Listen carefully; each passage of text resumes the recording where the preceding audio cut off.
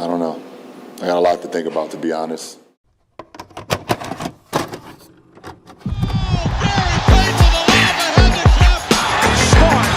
Hey guys, this is Dominique Wilkins. Hey, this is Sean Kemp. This is Gary Payton. Hey, this is Pau Gasol. NBA fans, what's up? This is Vince Carter here. Hey, what's up? This is Matt Barnes. If you're an old school NBA fan like I am, make sure you check out the Basketball Time Machine with my man Sean David. Hello and good day, everyone. Welcome back to the Basketball Time Machine, your favorite, hopefully your favorite old school NBA show. Thanks for tuning in. In today's episode, I want to talk about LeBron James and why, in my opinion, the GOAT conversation is finally over. But before we start with that, I have to ask you guys for a small favor. If you're new to the show, please subscribe to the channel and like the video if you enjoy the content. And if you are a LeBron James fan, please take it easy. I will explain my case. All right, let's get down to it.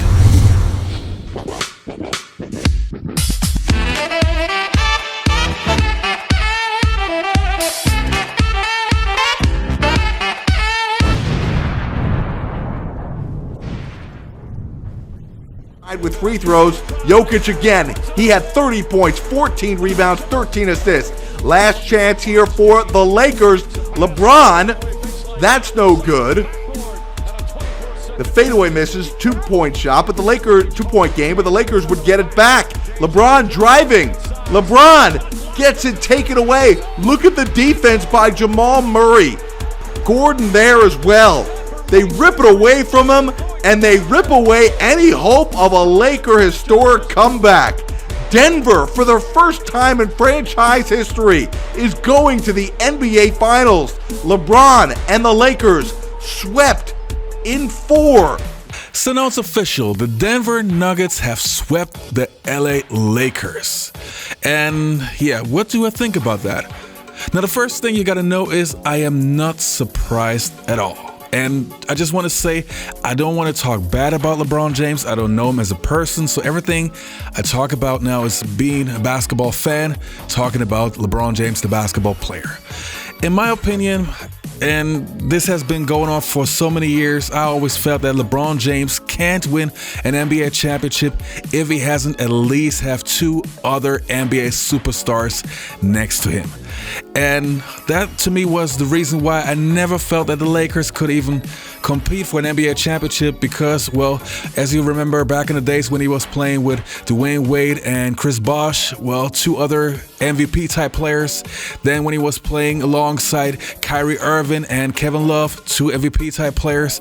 And that to me was always, LeBron James. He needs that incredible supporting cast to stand a chance. Now, another thing that I felt was a big reason why the Denver Nuggets were a way better team. Well, they were a way better team. Just simple like that.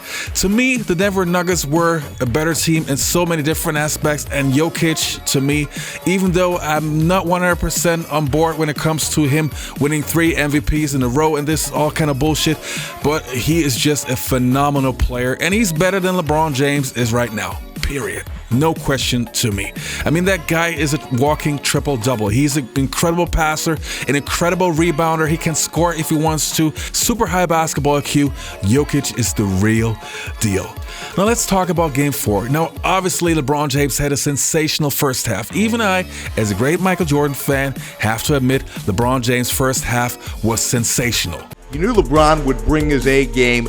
Did not want to go down without a fight. Look at this. LeBron has everything going his way early on. Trying to throw the alley-oop to Hachimura, and it just goes in. LeBron with his highest scoring half in his playoff career. I mean, this dude's done everything, and somehow here had his most productive offensive first half in his playoff career. 31 on 11 of 13 from the floor in the first half. And here comes the next problem that I have. No, I watched many of the NBA shows and they were all talking about that. In the third quarter, LeBron James was trying to get his teammates involved and that's why he wasn't scoring so much. In my opinion, I feel that it wasn't that. In my opinion, LeBron James was running out of gas, which is totally understandable. I mean, the guy is 38 years old and obviously you can't play for 48 minutes. I mean, what kind of a game plan was that? The question is, did Darvin Ham say, okay, we need you for 48 minutes, or did LeBron James say, hey, don't sub me, I can play for 48 minutes? No matter who decided that, it was a stupid idea. Yes, of course, we're talking about LeBron James, this phenomenal athlete, but hey, the guy is 38 years old, and Father Time has never been beaten. So in my opinion, as I said, he was running out of gas, and I want to talk about the last play. I had a long discussion with my father, actually, who's a big LeBron James fan, but hey, let me give you my point of view. I feel that LeBron James, in the last moment where he had two players basically grabbing the ball from him, if he would have still had like 100% of stamina, he would have bullied his way to the basket and he would have scored. But he just could not do it anymore. If you see how slow he was, that to me just was the biggest proof that he was done. He was empty, gas empty. So again, bad game plan. He should have rested like 3 or 4 minutes in the first half, especially if you have a lead of 15 points. Give the man a break, and the same thing should have happened in the second half. But that's another thing. Now, before I tell you guys why I think that the GOAT conversation is finally over, let's take a look at what some of my colleagues, NBA journalists, etc., have to say. All right, Essay, how's LeBron going to look if he gets swept? Ain't going to look great. Sweeps never look good. It's not going to stop him from being recognized in my eyes as the second greatest player that ever lived. But the fact of the matter is, those of us who talk about him and compare him to Michael Jordan, because that's the only thing you can do at this point. There's no other blemish that you can throw on the greatness of LeBron James. The sweep just doesn't look good. It just doesn't look good. We can slice it any way we want to. Both of them have been swept twice, by the way. I mean, LeBron has been swept in 2007 and then 2018. Michael Jordan got swept in 86 and 87 in the first round against Larry Bird and the Boston Celtics. We get all of that, even though Michael Jordan has never been swept in a 7-game series, while LeBron James is on the verge of having it happen to him for a third time. Denver won this game essentially in the third quarter when they outscored the Lakers by 20. LeBron James was spectacular in the first half, looked tired at times in the second half, still had the ball in his hands with a chance to tie it up and send this to overtime. I got a lot to think about, to be honest. Just for me personally, going forward with the game of basketball, got a lot to think about. Listening to LeBron James tonight, now we're wondering how much longer does he have? Leads to a lot of speculation and leads to a lot of conversation one way or the other. Okay, there's a chance that maybe he's retiring. No, there's no way he's going to go out like that. I can give both of those arguments from that answer he gave. That's, like I said, the ultimate cliffhanger. Now look, obviously LeBron James is one of the greatest players the NBA has ever seen, and I personally don't have anything against him. Obviously, I am a Michael Jordan fan and he's my GOAT, but the only thing that I always had a big issue with was LeBron James calling himself the GOAT, and those many fans who never saw Michael Jordan play, who never studied the game before LeBron James calling him the GOAT, when it's obvious to everybody who really studied the game that the competitiveness and the competition back in the days was far superior to what we have today. It's just a fact. To me, it's a fact. I watched like thousands of NBA games back in the day. I watched the NBA today. I have seen so many things. I spoke to guys who competed against Jordan, who also competed against LeBron James and Kobe.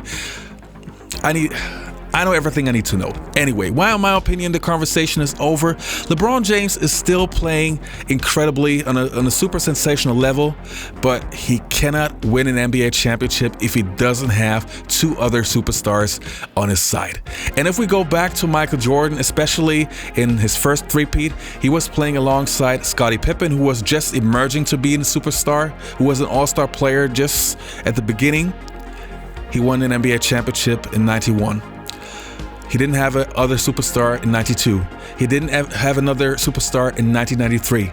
And he beat the Phoenix Suns with Dan Marley, Charles Barkley, and Kevin Johnson. Tom Chambers, by the way, but that's another story. The Portland Trail Blazers, who, in my opinion, are one of the greatest teams who never won an NBA championship.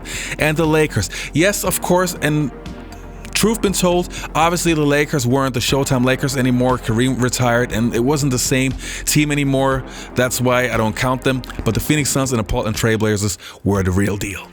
Anyway, to me, in my opinion, Jordan is the GOAT and the conversation should finally be over. Let's just say LeBron James is sensational. Maybe he's in the top 5.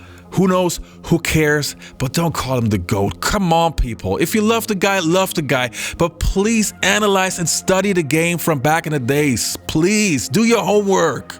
Please. Oh, I know this video will be shredded by you LeBron James fans. I'm very, very sorry. And for you Jordan fans, you're welcome. Thanks, guys. I hope you enjoyed this episode. Don't forget to leave a like, subscribe to the channel, and hopefully I'll see you next time on the Basketball Time Machine.